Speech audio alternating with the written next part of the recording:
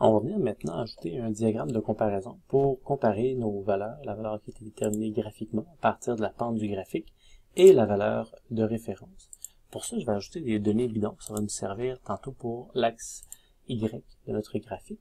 Et je vais tout simplement aller dans Insertion, Graphique, Nuage de points. Et on va rajouter notre graphique ici. En fait, je vais simplement supprimer la série de données.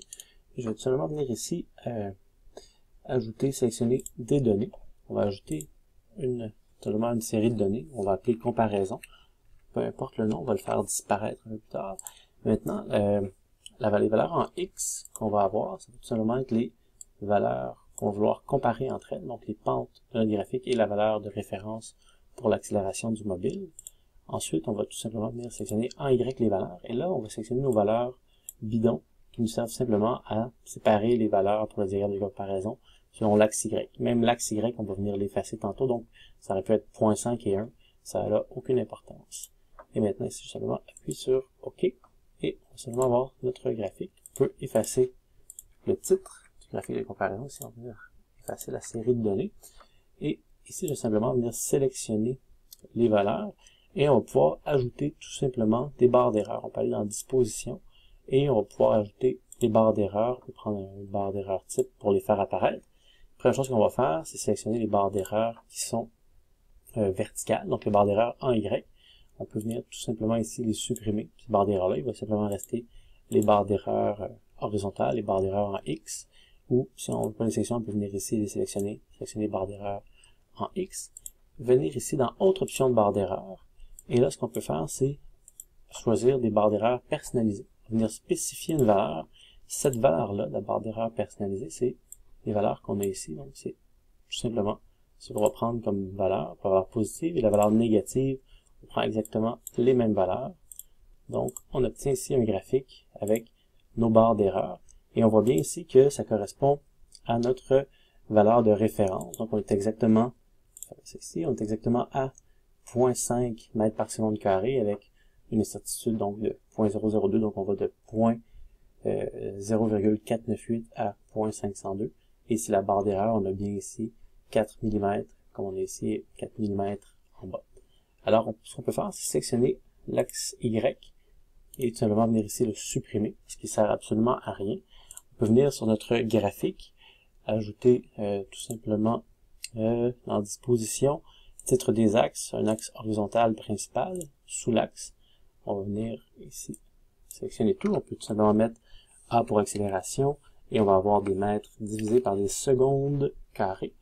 Et on a notre graphique ici, on a notre titre de l'axe horizontal. Et ce qu'on aimerait bien faire aussi, c'est ajouter des zones de texte. Alors, on est encore dans Outils graphiques, Disposition. On peut ajouter une zone de texte. Ici, on va venir ajouter. Et on va pouvoir ajouter tout simplement l'accélération en haut. On a la valeur de l'accélération théorique, donc on va avoir le A ici. Et au niveau de la police, je peux venir ici choisir les indices et tout simplement mettre théorique tout de suite après.